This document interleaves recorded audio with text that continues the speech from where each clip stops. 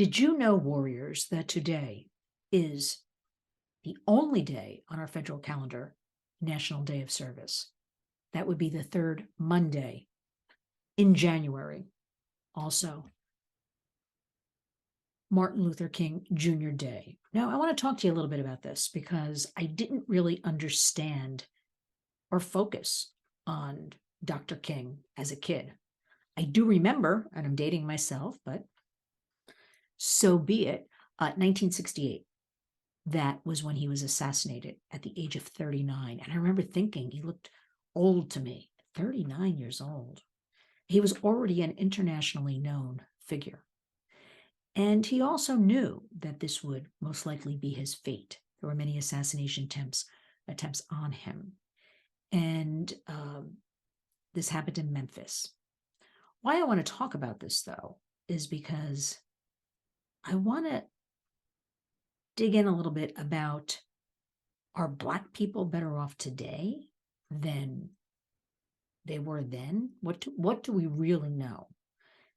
Now, all I know is a campaign was launched shortly after his very sad assassination in 1968 to recognize his legacy and create a holiday in the United States.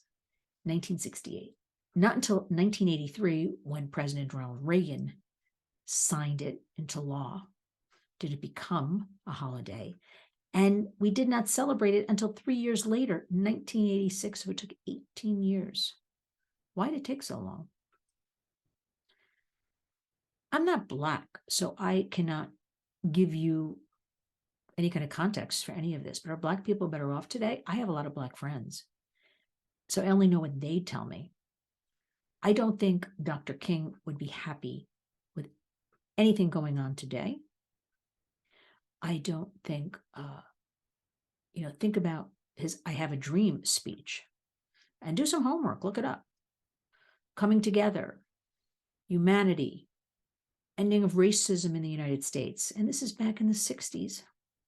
We're still talking about it today, but we're talking about it in a whole different way. He was for peaceful protesting. He was for all as one. Now, sure, you can say things are much better today, and they are for Black people. Again, I'm white. I'm not really qualified, but from what I can see, small things such as lunch counters were segregated, bathrooms, water fountains, back of the bus you had to sit, hotels, there were certain hotels and motels for Black folks. I started out in the music business many decades ago. And I remember one musician telling me one time stories.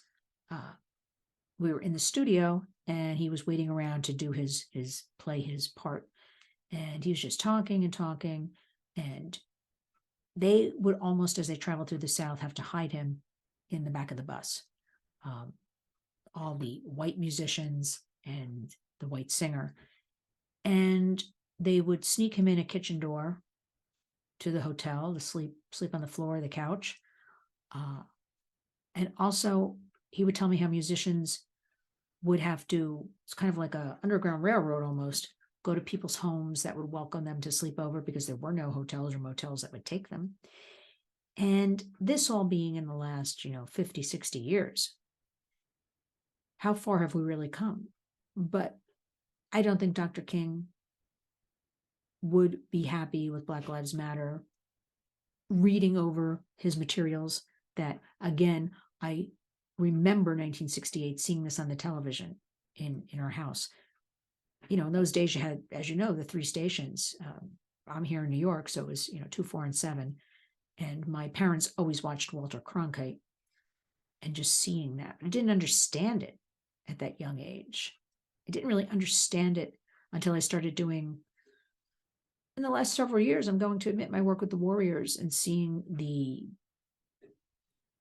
harms and seeing the vulnerabilities and seeing with human trafficking, which of course I call human slavery now because I think it's much more descriptive, how girls of color and women are treated in this sex trade and what our government is doing or not doing for them, and how there are so many missing Black children. And think about it. You really do, if you're watching any of the corporate bought and sold media, they'll focus stories for the most part, on white children. And it's interesting because investigators have told me that if you have any kind of means, you can hire a private investigator who will get on it right away looking for the child. And that always helps finding the child. But a poor, vulnerable, single mom, 4 kids, can't hire a private investigator. And they also tell me, law enforcement, if we don't find the child within 48 hours, it's not looking good. So I'm thinking about all of those issues. I'm thinking about familial trafficking, which very big in the Black community. Nobody wants to talk about it. And that is where a father sells his daughter, his wife, brother sells his sister. It can also be, a parent sells a boy. We're not talking about it. So today is considered this day of service. And most people are just happy because they have a day off from work, they have a day off from school, the banks are closed. That's about as far as they go, knowing about any of this. But a true day of service, everybody can do something. I say this all the time, and it needs repeating because it's true. It's 2023. We can no longer sit on the sidelines. We should honor the legacy of Dr. Martin Luther King. Go back, look at some of his writings, some of his books. And I don't want to hear anything about his personal life. I'm not here to talk about his personal life.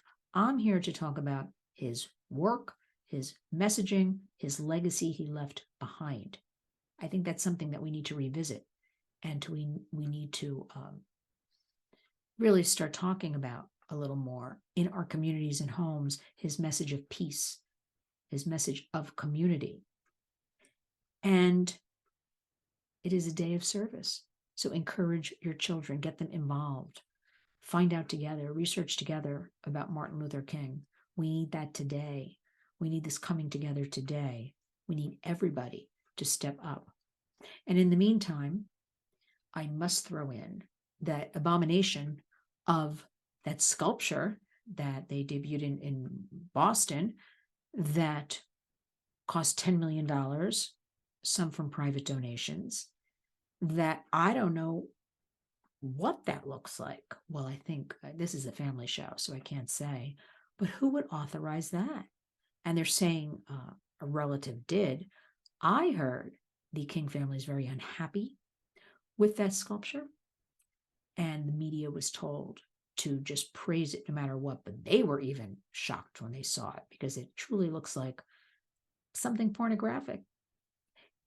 And for Dr. King, how do you recognize him? How do we all, it's usually, his head, his face, like that's, why didn't they make some sort of sculpture like that? Not what they did, but that's up to them, I guess. But I don't feel good about this sculpture. But I want all of us, let me leave you with this. Truly, on Martin Luther King Day, Dr. Martin Luther King Jr. really did have great messaging. He quieted down those fires that were going on in the 60s, peaceful protesting, bringing people together. He had a dream. And he said, these are difficult times. We have difficult days ahead. And we know here in the United States, particularly, we have difficult days we're in and ahead. We have a lot of difficult days behind us. But people are telling me they're exhausted. People are telling me they're overwhelmed. People are telling me they don't want to hear about border issues. They don't want to hear about human slavery. They don't want to hear about hungry kids. We have to hear about it. This is our new reality. This is what's going on. And all of it affects each and every one of us, even if you don't realize it. We pay taxes. Where are our taxes going? Going all over the place in our school systems, right? Which I commend all of you. I just finished my TNT radio show, an interview with Angela Couville, and Angela is the top mom of the Mom Army, a movement that is sweeping across America with many chapters. And Angela heads up the New York state. New York City, she's out on Long Island. Her husband is a policeman. The Mom Army, New York City. And she admitted, like many mothers or family members, anybody can join the Mom Army. You can start a chapter in your town, your city, your rural area. It's a collective idea. There is no, you're not left, you're not right. Everybody is on the same mission, protecting children in the education system, protecting children in medical, protecting children, digital safety, something that we should all agree we should work together on. I'm sure Dr. King would say, we need to work on this together. And join the Mom Army or form your own in your town, because it started last July. Top general is Seek Smith. I've interviewed her. She's fantastic and amazing. She's worked in the human trafficking field, child abuse field, trauma field for many years. So this was a natural to expand into coalition, because one thing I see, I don't like to talk about left, right, and all of that. I will use those terms for shorthand. The left is very organized. They stick together no matter what, and they stay on point. That's what they do. Our GOP right now are Republicans. I'm sorry. They have a lot of infighting and spend most of their time just reacting to the left, where I'd like to see more coalition building, less reaction, and just go for it. I call it boom, boom, punching back appropriately, because we have so many issues to deal with. So this is January 16th, 2023. This is a day to celebrate the words, the life, the legacy of Martin Luther King Jr. I'm sure he would not believe any of this, nor would my parents believe, they're no longer, unfortunately, with us, any of this. And I leave you with studying up on some history, how to create and affect change in your own home and community. And the bottom line is, this is a day of service. Let that carry forth. We need weeks of service, years of service.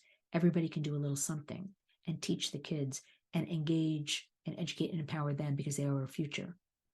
And it's very scary, very scary. So remember, today and every day, follow lynswarriors.org, always Facebook, Twitter, Instagram. Keep up TNT interviews, daily show, 5 to 6 p.m. Eastern Time, tntradio.live. Do something. Take action. Be a warrior.